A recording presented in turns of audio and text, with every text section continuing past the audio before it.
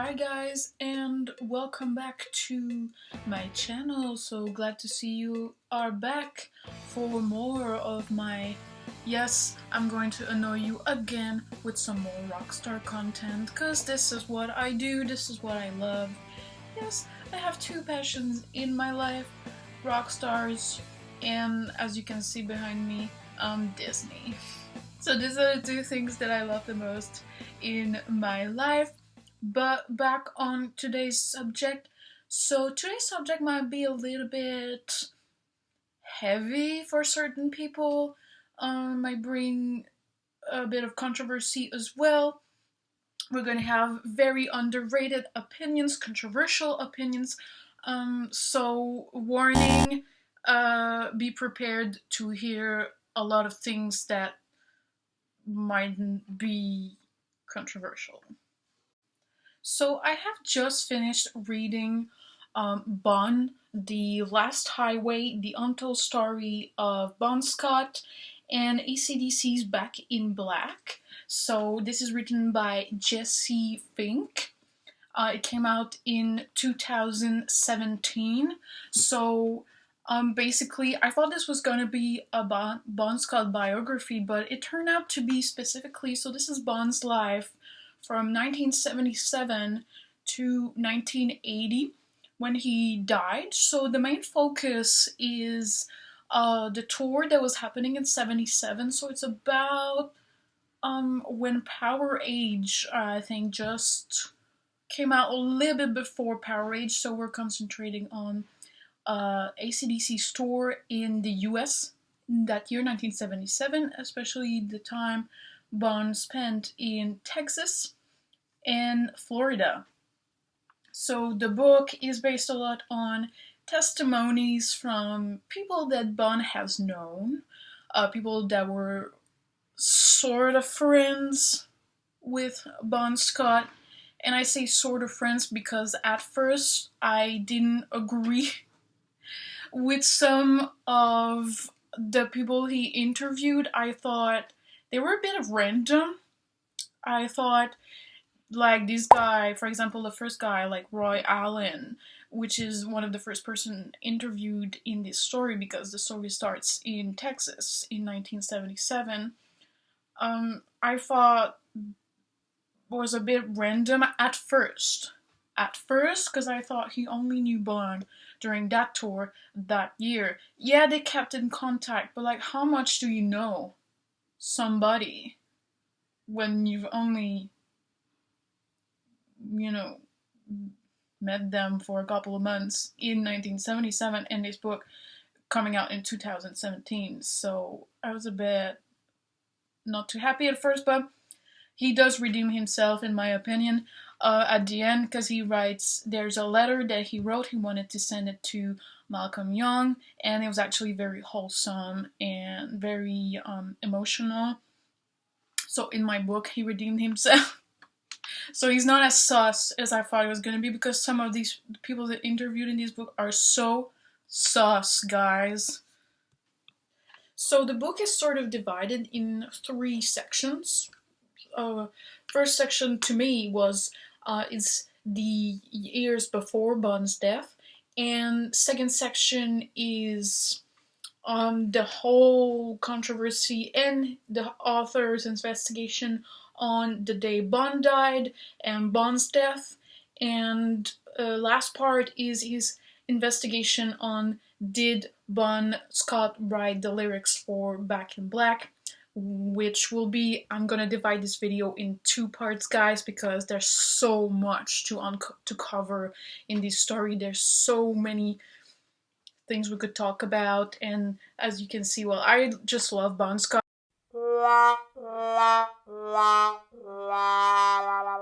and I want this to be well done, so I will, try to be as good as I can. But before I continue, so I really wanted to make this video because after reading this, I was left with such a bitter feeling in my mouth. I was a bit like angry, actually, and so many facts. shocked me on many level, but the one I felt the most was anger. And I was like, I need to express this somewhere. And I thought, well, why not, talk about all this in a YouTube video and share this with some other people at the same time. It's a bit of a book review, but at the same time, I'm just gonna tell about what I read and some of my feelings, again, regarding some of the people involved in this story. But also, I'm just gonna talk to you about the facts and such. So I add my own opinion and theories near the end because these are my opinions and that's why I'm doing this video. I just want to say that I do not claim to be 100% correct when I will disclose my opinions and some of my own theories. But it's up to you to judge if you agree or not with me. So first of all, Jesse Fink, the author, is 100% convinced that Bon Scott died of a heroin overdose. And when I first read this, I didn't believe it at all. I didn't think it could be true. And his ex-girlfriend testimonies were also confirming that it was just not possible. But I gotta be honest, by the end of the book, I was convinced that actually, you know what, it could be possible that Bon did a heroin overdose. But what you gotta know is it's not what you think it is. Bon Scott never injected heroin in his veins with a needle, so what we need to think of here is that Bon might have snorted heroin. So personally, I really enjoyed some of the testimonies from Bon's ex-girlfriend. I thought the way they were describing him was exactly how I personally imagine Bon Scott was, and I've never met the guy. So for example, this is a quote from Holly X. She says, Bon was kind of like a little elf. This bizarre little elf guy. He was so tiny.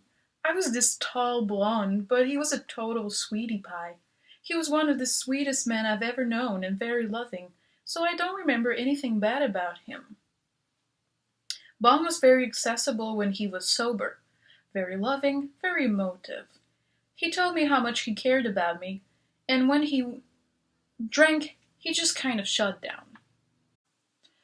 The girlfriend I had the most trouble digesting anything she said, as if you read the book, you're not gonna know exactly who I'm talking about, is Margaret Silversmith. Honestly, the second she opened her mouth in this book, I was like, there's something so sus about this woman. She gave me very strange vibes. I really didn't like her at all. Not that I don't believe her. I think she's right when she talks about Bon and such. I think it was more of a personal thing with her for me. I didn't enjoy her vibes. I was very distraught about some of the things she says. So just to give you a great example about Margaret Silversmith, so I do believe her when she says, I definitely never gave him heroin at any time, ever. But then, she proceeds to say things like, I'm just so sick of being portrayed as a junkie, right after saying this. I liked heroin. I'm not sorry that I took it. So I'm just like, get it together, girl. What the What the hell? So yeah, here's another example that pisses me off about this book. And again, this has nothing to do with the author. It was the contradicting testimonies. People that claim to know Bon, but everyone says contradicting shit. Like, no one can agree on the same thing. So this is an example of a story about Bon potentially doing a solo album, which would have been a Southern rock inspired album. And so this is Silversmith's take on it. So first she goes and says, the Southern rock thing. I think that's someone else's idea of what he liked. But I think he would have been quite varied, the styles, the type of songs. He liked everyone from Hank Williams to Sam Cooke, and a lot of women singers that aren't particularly famous. But Holly X says otherwise. Bon loved all things Southern and Western, cowboys, the Wild West. My mom was a real Southern belle from Georgia, and he seemed to enjoy this fact. I remember making him laugh by talking to him once in a while with a heavy Southern drawl. Who is right? I don't know. Another example here with Silversmith ruining things a little bit. Um, the conventional record has it that Silversmith was the great love of Bon's life. AC/DC biographer Mick Wall said as much, floridly to Classic Rock magazine in 2015. The closest Bon Scott ever really got to loved after Irene Thornton, his ex-wife, was with Margaret Silversmith, hippie trail enchantress, heroin user, and queen of the long nights. According to Clinton Walker in his biography of Bon, he had never gotten over her. I ask Holly, did Bon ever talk about Silver? No, she replies, almost curtly. It's clear to me she's never heard her name. He didn't talk about any women. So you think, well, we'll talk more about Holly X later because she is a major role in the second half of the story, which is about did Bon write the lyrics to Back in Black. She's really important when it comes to this specific story. But here, I think what it's telling us, to me, is that Margaret Silversmith is a bit self-entitled, claiming like, oh, you know, Bon was my everything. He loved me so much, but I threw him out because of his nasty personality. While bitch is using heroin 24/7. I don't really know. I personally believe Holly's testimonies the most. But it's up to you to make your own opinion. So this is mine. I don't really dig anything Silversmith. She gives me a bad taste. One last example of why I didn't like Silversmith. There she goes, striking again. So this is a testimony from Patty Bishop, another one of Bon's girlfriends that I really like her testimony as well. So this is what she had to say about Bon's death.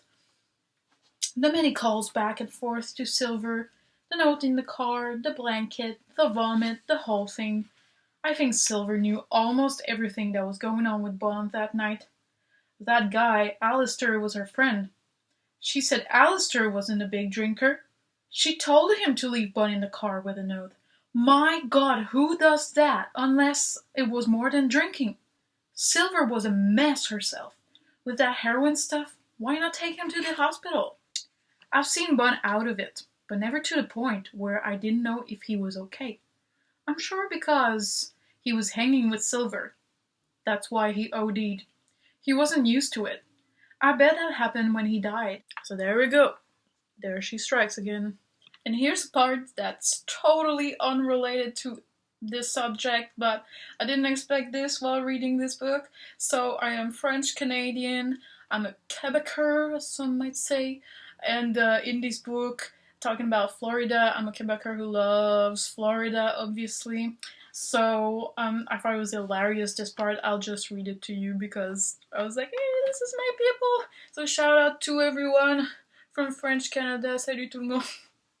The neighborhood. So, okay, this is about the Tight Squeeze Club that used to be in Hollywood Beach, right by the Halifax River in Florida and the Atlantic Ocean. The neighborhood is part of Floribec. Oh yeah. Nicknamed thus for its high concentration of Quebecois tourists. You could do whatever you wanted here, says Faz. Long-term, seasonal, the Montreal crowd, French Canadians, guys my size with ponytails walking around in thongs. I thought that was absolutely hilarious. Never expected to find this information in a book about Bon Scott. Shout out to my people. Quebec? Yeah. The best! I'm telling you right now, the best place I've ever been in my life. Why? Swear to God. But why? Tell me why. Oh, the woman. Quebec is it. Quebec's a shit. Floribec rules, guys. Alright, so this part now we're gonna get into my personal most controversial take. So this is my opinion 100%. I do not claim that I am right or correct, but these are my feelings, and this might be the most controversial part because I have never ever heard anyone mention this before. So this is about Vince Lovegrove. Vince Lovegrove, not that famous, I suppose. If you're not a AC/DC Bon Scott fan, this name might not ring any bell to you. Vince Lovegrove knew Bon Scott from the bubblegum pop band of the 60s, the Valentines. So Bon at the time in this band was a backup singer, and Mr. Vince Lovegrove was the main singer. Actually, they did they did do a great cover of "Build Me Up, Buttercup." Messed it around and then worst of all, you never call baby when you say you will. But I love you still. I need you more than I'm crazy. I can't stop listening to it. So my problem with Vince Lovegrove. Yes, I have a problem with him because I believe his testimonies are not genuine, and I will explain why. Okay, so this is the quote. I'm gonna read it to you that angered me, and I wasn't there that day, so obviously hot take, but I think what Bon Scott said, Vince Lovegrove got it wrong. So I'm gonna read it to you. He thought I got the best deal because I was settled down and I wasn't on the road anymore.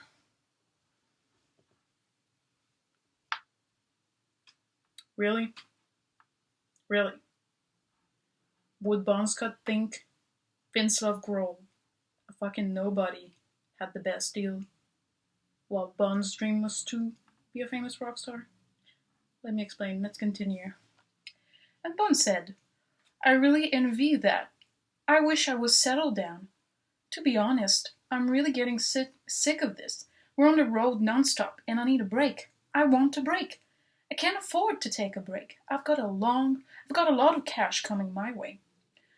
Bon wanted to live an ordinary life like anyone else and just play guitar. Lovegrove believed there was a deep core of unhappiness and an undertone of sadness in his friend from Western Australia. So this is what pisses me off about Lovegrove. I don't think that Bon truly thought Lovegrove had the better deal. He got it wrong. I think Bon Scott was, at the moment he said this, absolutely exhausted. I think he was so tired. He would have needed a big break, that's for sure. Did Bon wanted a house, wife, and kids? Absolutely. But would have Bon truly, in his core, not be a rock star?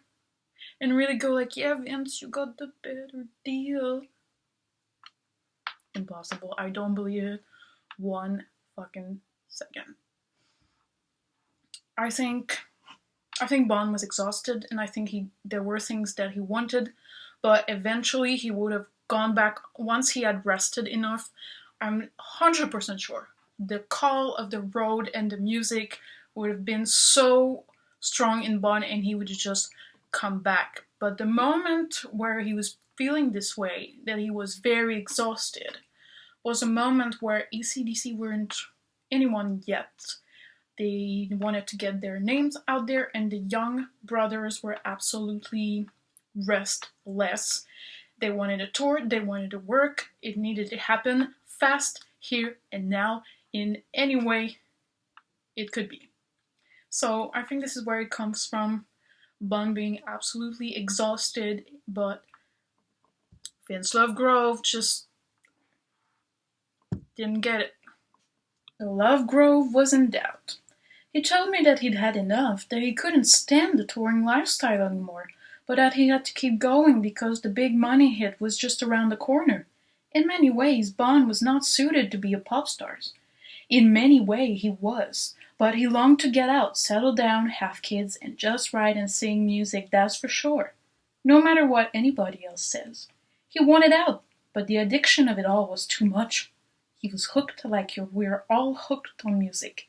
It's just a matter of how hooked, what we do about it, and under what circumstances we try and let it and its side effect take over. Again, I think Lovegrove is wrong.